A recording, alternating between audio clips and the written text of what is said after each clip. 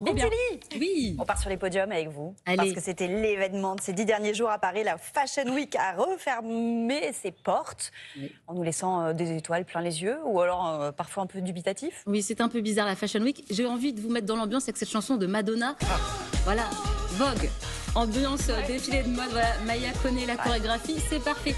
La Fashion Week, oui, Maya, c'est fini. Ça fait plaisir aux rabat-joie de Parisiens. Car la Fashion Week, c'est quoi? C'est des défilés de voitures avec des vitres teintées et des stars qui en sortent. C'est des embouteillages, c'est des gens bizarres avec des talons trop hauts qui marchent au milieu de la rue. Et ça fatigue le Parisien. En plus, on a l'impression que la Fashion Week, c'est tout le temps. Pourtant, ce n'est... C'est vrai. Hein. Mais pourtant, c'est que 2 fois par an. Ah bon? En Je pensais toute l'année, février, moi. on nous présente les collections de prêt-à-porter de l'automne et de l'hiver. Et en septembre, on nous présente le printemps et l'été. Ça se passe dans 4 villes dans le monde, New York, Paris, Londres et Milan. Mais c'est vrai que toutes les capitales mondiales s'y mettent. Et du coup, il y a beaucoup de Fashion Week maintenant. Et alors, du coup, il y a une marque qui a particulièrement retenu votre attention, Bintili. Oui, c'est la marque française Coperni du couple Sébastien Meyer et Arnaud Vaillant qui habille Rihanna, rien que ça. Ah bah oui. Et ils ont une nouvelle fois créé l'événement. Pourquoi ils créent l'événement? Parce que sur scène, eh bien, il y avait des mannequins avec des chiens robots jaunes, des chiens robots jaunes de la marque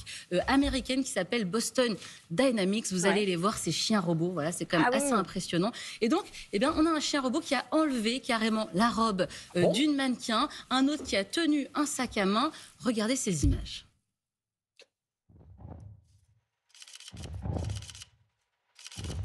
Wow.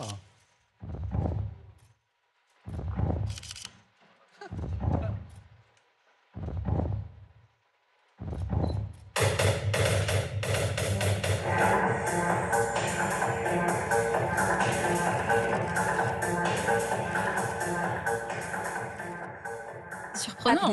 C'est étonnant. Donc en fait, les stylistes expliquent s'être inspirés de la fable de La Fontaine, le loup et l'agneau. Le loup, c'est le robot, l'agneau, c'est la mannequin. Sauf que le robot n'est pas reparti avec la mannequin dans sa gueule. Non, ils se sont apprivoisés. Le robot a même rendu la robe volée au final. Donc pas de dominant, pas de dominé.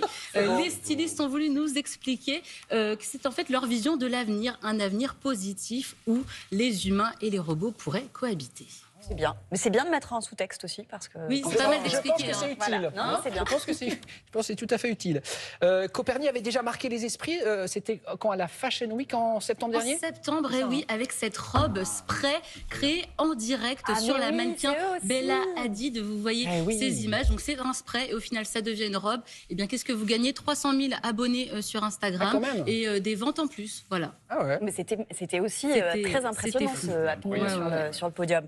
2 autres images ont attiré votre attention. Et oui, j'ai adoré le défilé Paco Rabanne. Le couturier nous a quittés il y a un mois, mais la maison continue de vivre. Et Paco Rabanne et Salvador Dali étaient très amis. Et donc, on a eu des robes inspiration Dali. Regardez-moi ça, c'est magnifique. J'en rêve. Je ne sais pas combien ça coûte, mais je pense très, très cher. Et j'ai retrouvé cette archive de 1967. On voit Salvador Dali et Paco Rabanne ensemble dans les magasins parisiens. Regardez-moi ça. Bon, voilà, là, c'est Paco Rabanne. Et Dali parle beaucoup, comme d'habitude. Donc, Paco Rabanne n'a pas pu en placer une, mais ça nous rappelle quand même que ce sont 2 visionnaires espagnols qui ont quand même révolutionné le monde de l'art. Bien sûr. Autre image, vous avez qui? Aya Nakamura, c'est ça? Et oui, Aya Nakamura, incroyable, notre Française qui est venue au défilé Givenchy. C'était la folie à l'extérieur. Et pourquoi je vous dis ça? Parce que c'est la nouvelle ambassadrice mondiale de Lancôme. Donc quand même, petit cocorico à signaler. Ah bah oui. Et puis une Fashion Week qui a aussi été marquée par la présence d'un génie. Et oui, un génie japonais de bientôt 80 ans, Yohji Yamamoto, qui est connu pour ses vêtements noirs, ses vêtements amples qui ressemblent... Enfin, souvent, il utilise en fait les vêtements des hommes sur les femmes. Il a collaboré avec l'Opéra de Lyon, Adidas, Doc Martens, Elton John, rien que ça. C'est une légende. Il parle très peu aux médias. Il nous a accordé une interview exclusive. C'était à Bruno en Doc. Écoutez-le.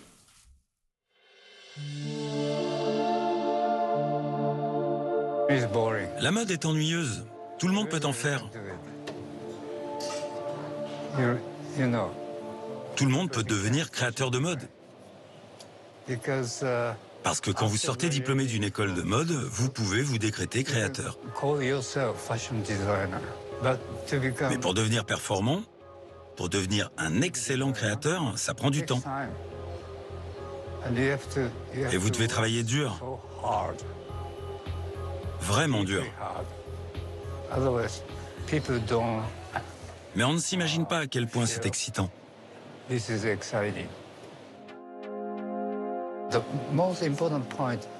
Le plus important dans la création, c'est quand une idée tombe devant vous, c'est d'être capable d'attraper cette idée et d'en faire quelque chose. Mon cœur est noir. Mon esprit est noir. Quand j'ai commencé à faire des vêtements, les gens portaient des vêtements très colorés. Et je détestais ça. Moi, je ne voulais pas ennuyer le regard des gens. Alors j'ai commencé à créer et porter des t-shirts noirs.